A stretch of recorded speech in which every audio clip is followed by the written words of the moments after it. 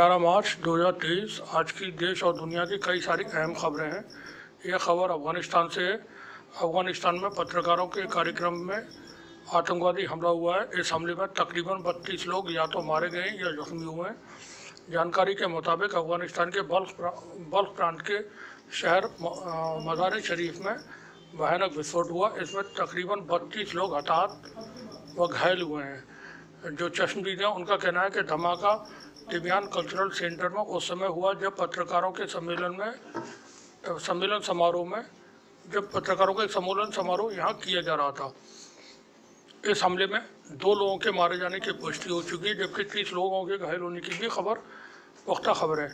मारे गए लोगों में कोई पत्रकार नहीं है, बल्कि घायलों में बड़ी संख्या में पत्रकार हैं। अल जजीरा से बात करते हुए एक अफगान अधिकारी ने कहा कि विस्फोट बहुत खतरनाक था। जब धमाका हुआ उस समय कार्यक्रम में 25 पत्रकार मौजूद थे। घटना के तुरंत बाद सुरक्षा कर्मियों ने घटनास्थल को घेर लिया और जांच पड़ताल शुरू कर दी है।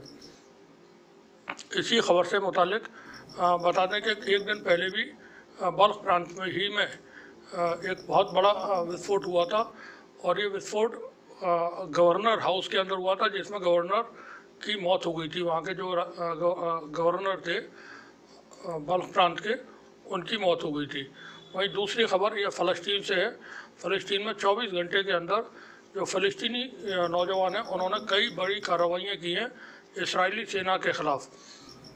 तकरीबन 2 दर्जन के करीब ये कार्रवाइयाँ बताई जा रही हैं, और इसमें कई सारे जो इजरायली सैनिक हैं वो घायल हुए हैं, और बड़ी संख्या में यहाँ पर जो है अफरा तफरी फैली हुई है।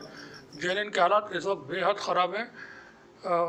ख़बरों के मुताबिक फ़लस्तीनी नागरिकों ने 24 घंटे के अंदर जोनी बस्ती में निवासियों और सैनिकों के ख़िलाफ़ तकरीबन 19 कार्रवाइयों को अंजाम दिया है।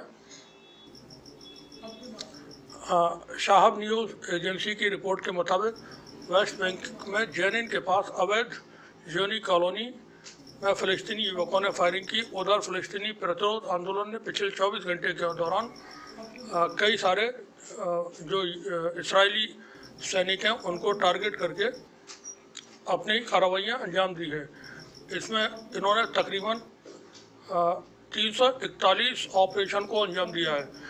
पिछले सप्ताह के दौरान जो इसराइल विरोधी जो कार्रवाई हुई हैं, इसमें तकरीबन 10 इसराइली घायल हुए हैं, जबकि इन्हीं हमलों में 12 फ़लस्तीनी नौजवान शहीद हुए हैं।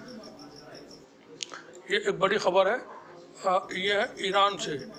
ईरान को लेकर के ईरान के जो विदेश मंत्री हैं उन्होंने सीरिया का दौरा किया है, और वहाँ वो भूकंप पीड़ित इलाकों में गए हैं, क्योंकि पिछले महीने ही वहाँ ईरान, सीरिया और तुर्की में बहुत भयानक भूकंप आए थे, जिसमें दोनों ही मुल्कों के अंदर बहुत सारे लोगों की जानें गई थी, और 1.5 लाख से ज़्यादा लोग जख्मी हुए थे, और तकरीबन 2 लाख से ज़्यादा इमारतें वहाँ ढह गई थी।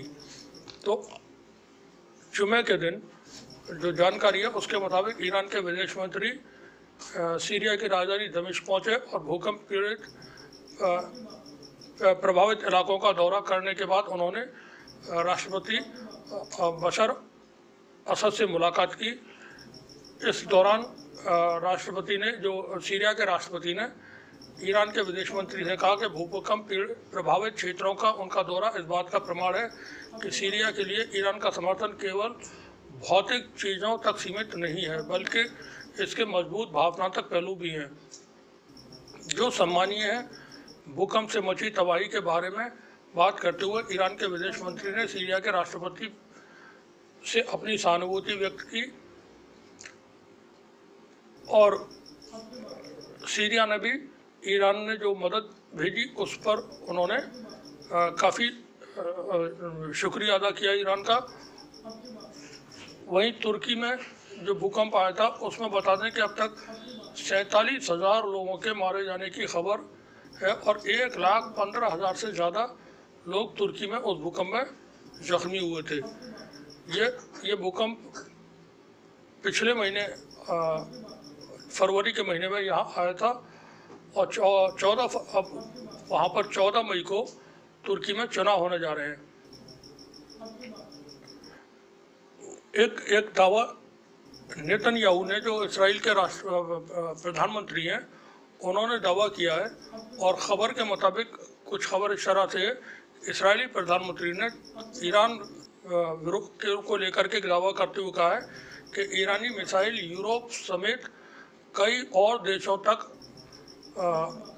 मार कर सकते हैं। ऐसे मिसाइल ईरान ने बना ली हैं और इन मिसाइलों से इसराइल को बहुत ज़्यादा ख़तरा है। नेतन्याहू का ये दावा ऐसे वक्त में है जब फ़लस्तीन में रहने वाले लोग कई हफ्तों से वहाँ पर उनके ख़िलाफ़ इसराइल के लोग, यहूदी जो समुदाय है, वो अपने प्रधानमंत्री नेतन्याहू के ख़िलाफ़ विरोध प्रदर्शन कर रहा है। और ये विरोध प्रदर्शन बहुत बड़े पैमाने पर हो रहे हैं और कई जगहों पर तो उन्होंने एयरपोर्ट के रास्ते भी पूरी तरह से ब्लॉक कर दिए थे। ऐसे वक्त में इसराइल के प्रधानमंत्री नेतन्याहू ने ये दावा किया है कि ईरान के जो मिसाइल हैं वो यूरोप के सभी देशों तक और इसके अलावा और भी देशों तक ये मार कर सकते हैं, बहुत लंबी दूरी के हैं। वहीं बता दें कि ईरान ने पिछले महीने भर पहले एक मिसाइल का परीक्षण किया था जिसकी जो रेंज है वो बताई जा रही है तकरीबन 1600 किलोमीटर, और इसको बढ़ा करके 2200 और 2500 किलोमीटर किया जा सकता है। वहीं ईरान के जो ड्रोन है शाहिद 136, इसके अलावा भी ईरान ने उसी शाहिद 136 ड्रोन का एक लेटेस्ट वर्जन तैयार और किया है जो उससे भी ज़्यादा ख़तरनाक है। ईरान के ये ड्रोन शाहिद 136 यूक्रेन के अंदर भारी तबाही मचा चुके हैं और अमेरिका और यूरोप के देशों में इसको लेकर के पैनिक है, और उसकी जो टेक्नोलॉजी है वो बेमिसाल है। अभी तक उसके बारे में किसी को बहुत ज़्यादा जानकारियाँ हासिल नहीं है। एक और अहम खबर ये भारत से खबर है, जहाँ पर जो कांग्रेस के राष्ट्रीय अध्यक्ष हैं मल्लिकार्जुन खड़गे, उन्होंने एक बयान दिया है, और ये बयान उन्होंने तब दिया है जो जुम्मे को, शुक्रवार को, बिहार के पूर्व मुख्यमंत्री लालू प्रसाद यादव के परिवार के खिलाफ ईडी की छापेमारी हुई थी। इसमें लालू प्रसाद यादव की पत्नी से कई घंटे पूछताछ ईडी ने की है, क्योंकि भारत में चुनाव कई राज्यों में अभी होने जा रहे हैं और अगले साल पार्लियामेंट के चुनाव होंगे, लोकसभा के चुनाव होंगे। उससे पहले विपक्षी पार्टियों को निशाना बना करके ईडी और सीबीआई की कार्रवाइयों में बहुत तेज़ी आ गई है, और इसमें पूरी तरह से विपक्ष के लोग टारगेट पर हैं, चाहे वो बीआरसी जो टीआरएस थी, जो बीआरएस है उसकी नेता हो, या आम आदमी पार्टी के नेता हो, या लालू प्रसाद यादव का परिवार है, या विपक्षी और लोग हैं। जबकि वहीं भारतीय जनता पार्टी से जुड़े हुए तमाम लोग हैं जिनके खिलाफ बड़े बड़े आरोप भ्रष्टाचार के मौजूद हैं, उनके खिलाफ रिपोर्टें हो चुकी थी, लेकिन वो पहले दूसरी पार्टियों में थे और बाद में जब बीजेपी में शामिल हो गए तो उनके खिलाफ किसी तरह की भी कार्रवाई कभी ईडी, सीबीआई वगैरह किसी एजेंसी ने नहीं की है। तो यहाँ पर कांग्रेस के जो राष्ट्रीय अध्यक्ष हैं उन्होंने कहा है कि अब पानी सर के ऊपर से चला गया है। ये बात उन्होंने लालू प्रसाद यादव के परिवार के खिलाफ जो ईडी की कार्रवाई एक दिन पहले हुई थी उसको लेकर के की थी। गौरतलब है कि जैसे जैसे 5 राज्यों के विधानसभा और 2024 के आम चुनाव नज़दीक आ रहे हैं, ईडी और सीबीआई ने विपक्षी नेताओं के खिलाफ कार्रवाई तेज कर दी है। शुक्रवार को नौकरी के बदले ज़मीन मामले के बहाने ईडी और सीबीआई ने बिहार के पूर्व सीएम लालू प्रसाद यादव और उनके बेटे उप मुख्यमंत्री तेजस्वी यादव के घरों पर छापेमारी की थी। मुख्य विपक्षी दल कांग्रेस के अध्यक्ष मल्लिकार्जुन खड़गे ने ईडी विपक्षी नेताओं ने कहा कि ईडी विपक्षी नेताओं के खिलाफ ईडी और सीबीआई के ये छापे लोकतंत्र की हत्या उन्होंने करार दिया है। पटना के अलावा ईडी ने दक्षिण दिल्ली स्थित तेजस्वी यादव के पर भी छापा मारा। तेजस्वी यादव का जो घर है उस पर भी छापा मारा, जहां पर तेजस्वी यादव अपनी पत्नी के साथ मौजूद थे। इसी कार्रवाई की निंदा करते हुए मल्लिकार्जुन खड़गे ने ट्वीट किया, पिछले 24 घंटे से मोदी जी ने बिहार के उप मुख्यमंत्री तेजस्वी यादव के घर पर ईडी बैठा रखी है। उनकी गर्भवती पत्नी और बहनों को सताया जा रहा है। लालू प्रसाद जी बुजुर्ग हैं, बीमार हैं, तब भी मोदी सरकार ने उनके प्रति मानवता नहीं दिखाई। अब पानी सिर से उतर गया है। उन्होंने कहा कि मोदी सरकार विपक्षी नेताओं पर ईडी सीबीआई का दुरुपयोग कर लोकतंत्र की हत्या का प्रयास कर रही है। इस तानाशाही का जनता मुंहतोड़ जवाब देगी। यानी जो हालात बने हुए हैं मुल्क के अंदर, उसको लेकर के सभी में बेचैनी है। विपक्ष के नेताओं में खासतौर से बेचैनी है कि 2024 के जो चुनाव आ रहे हैं उससे पहले तमाम सरकारी एजेंसियों को विपक्ष के पीछे लगाया हुआ है और उसके ज़रिए इन पर भारी प्रेशर बना करके इस तरह के माहौल बनाने की कोशिश हो रही है कि हमारे दबाव में रहें और चुनाव की तैयारियां भी ना कर सकें और हमारे ऊपर जो हमले हो रहे हैं वो ना कर सकें। वहीं एक अंतर्राष्ट्रीय खबर है, क्योंकि एक बहुत बड़ा समझौता ईरान और सऊदी अरब के बीच चीन की कोशिशों के बाद हुआ है और ईरान और सऊदी अरब पिछले 7 साल से जो उनके दरमियान रिश्ते ख़राब थे और किसी तरह के संबंध नहीं थे, राजनीतिक संबंध एक तरह से टूटे हुए थे, वो बहाल होने जा रहे हैं और इसका पूरी दुनिया ने स्वागत किया है। बता दें कि ये समझौता ईरान और सऊदी अरब के दरमियान जो हुआ है वो चीन की कोशिशों से हुआ है। हमने अपनी एक पिछली रिपोर्ट में भी बताया था कि ईरान के अंदर चाइना ने बहुत हैवी इन्वेस्टमेंट किया हुआ है। वहीं रूस और ईरान के नज़दीकी ताल्लुकात हैं, बहुत गहरे ताल्लुकात हैं। सऊदी अरब के रिश्ते पूर्व जो प्रधानमंत्री थे पाकिस्तान के इमरान खान, उनकी कोशिशों से चीन और सऊदी अरब के रिश्ते बहुत करीब हो गए थे। अब चूँकि चाइना सऊदी अरब से भी अपने रिश्ते बहुत अच्छे बनाना चाहता है, बहाल करना चाहता है और जो एक जंग चल रही है यूक्रेन में, वो जंग के दौरान पूरे अरब देशों से रूस और चाइना ने अपने रिश्ते बहुत बेहतर किए हैं। वहीं ये अरब देश जो पहले एक वक्त में अमेरिका के साथ हुआ करते थे, वो अमेरिका के चंगुल से निकलकर बाहर आ चुके हैं और चाइना और रूस के कैंप में शामिल हो चुके हैं। ऐसे वक्त में ईरान और सऊदी अरब के दरमियान आपस में अगर मामला ख़राब रहते तो उसका नुकसान रूस और चीन दोनों को है। इसीलिए चाइना ने कोशिश करके सऊदी अरब और ईरान के दरमियान आपस में समझौता करवा दिया है और इस समझौते पर संयुक्त राष्ट्र संघ ने भी खुशी जाहिर की है। उन्होंने कहा ये बहुत अहम समझौता है और इस मामले में उन्होंने चीन की भी भूमिका की सराहना की है। जो संयुक्त राष्ट्र संघ के महासचिव हैं, उन्होंने कहा ईरान और सऊदी अरब के बीच अच्छे व नेक पड़ोसी पर आधारित संबंध फारस की खाड़ी की शांति और स्थिरता में अहम और मुख्य भूमिका रखते हैं। चीन के विदेश मंत्री ने भी इस दौरान कहा कि तेहरान और रियाद समझौते को शांति और स्थिरता की एक मिसाल करार दिया है। पाकिस्तान ने भी दोनों देशों के बीच संबंधों को एक अहम प्रगति करार दिया है। पाकिस्तान के विदेश मंत्रालय ने अपने एक बयान जारी करके कहा है कि उनका देश बड़ी गर्मजोशी के साथ ईरान और सऊदी अरब के बीच कूटनीतिक संबंधों की बहाली का स्वागत करता है। लेबनान की सरकार ने भी दोनों मुल्कों के जो दरमियान ये रिश्ते अच्छे हुए हैं सऊदी अरब और ईरान के, उसको लेकर के स्वागत किया है।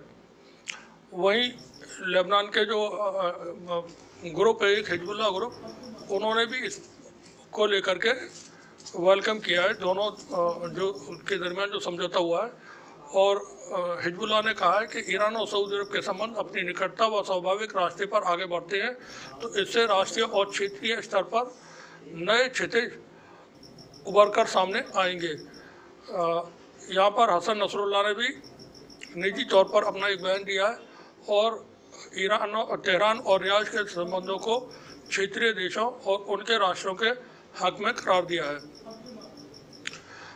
बता दें कि लेबनान की जो शिया मुस्लिम है, उनकी एक काउंसिल है, उनके प्रमुख शेख अली खतीब ने भी इस समझौते को इस्लामी जगत में एकता और एकजुटता का कारण बनेगा बताया है। फ़लस्तीन के जो ग्रुप है हमास, उसने भी अपना एक बयान जारी करके इस्लामी जगत की एकता और एकजुटता को इस समझौते को अहम बताया है। तुर्की के विदेश मंत्री ने भी इस समझौते का स्वागत किया है और उन्होंने इसको बताया है कि इससे पूरे इलाके में अमन कायम होगा। ओमान के विदेश मंत्री ने भी इसका वेलकम किया है। कुल मिलाकर के अरब दुनिया हो या बाकी दुनिया हो, अमेरिका, सभी ने जो ईरान और सऊदी अरब के दरमियान समझौता हुआ है इसको वेलकम किया है। कतर के प्रधानमंत्री और विदेश मंत्री ने भी ईरान और सऊदी अरब के बीच संबंधों के परिवर्तनों पर बधाई दी है। यमन की जो नेशनल जो सरकार गवर्नमेंट है वहाँ पर, उसने भी दोनों के मुल्कों के समझौते पर स्वागत किया है और कहा है कि इससे क्षेत्रीय शांति और स्थिरता तथा इस्लामी जगत की शांति और सुरक्षा का कारण बनेगा। अंसारुल्लाह एक प्रॉक्सी है ईरान की, उसके जो प्रवक्ता हैं उन्होंने भी ट्वीट कर इस पर अपनी प्रतिक्रिया दी है।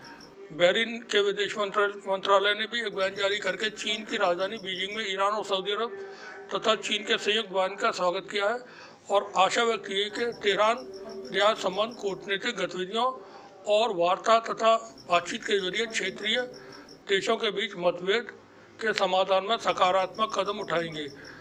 जॉर्डन के विदेश मंत्रालय ने भी इसका स्वागत किया। वहीं संयुक्त अरब अमीरात की तरफ से इसका बहुत गर्मजोशी के साथ स्वागत किया गया और संयुक्त अरब अमीरात के जो क्राउन प्रिंस है उन्होंने एक बयान जारी करके, ट्विटर पर उनका बयान मौजूद है, उन्होंने इसका वेलकम किया और कहा है कि इससे पूरे इलाके में, अरब जगत में खुशहाली होगी और नए रास्ते खुलेंगे, कारोबार के भी रास्ते खुलेंगे और दूसरी तरह से भी खुशहाली आएगी।